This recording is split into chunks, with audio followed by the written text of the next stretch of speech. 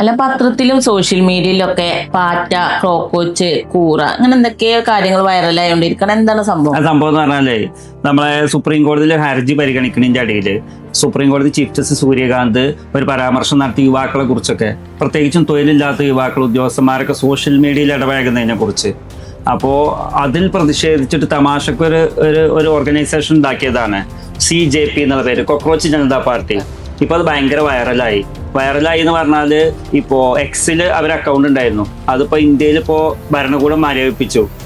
പിന്നെ ഇനിയിപ്പോ ഇൻസ്റ്റഗ്രാമിൽ 20 മില്യൺ ഫോളോവേഴ്സാണ് ഈ അക്കൗണ്ട് ഫോളോ ചെയ്യുന്നത്. ഇപ്പൊ ഈ ഒരു കുറഞ്ഞ ദിവസം കൊണ്ട് അഭിജിത്ത് ദീപ്കെ എന്ന് പറഞ്ഞ ഒരാളാണ് ഇത് ക്രിയേറ്റ് ചെയ്തിട്ടുള്ളത്. പക്ഷേ ഭയങ്കരമായിട്ട് ആളുകൾ, ഇത്ര അടുത്ത കാലത്തൊന്നും നമ്മുടെ രാജ്യത്തില്ലാത്ത രീതിയിലുള്ള ഡിജിറ്റൽ തരംഗം ഇതിന്റെ പിന്നിലുണ്ട്.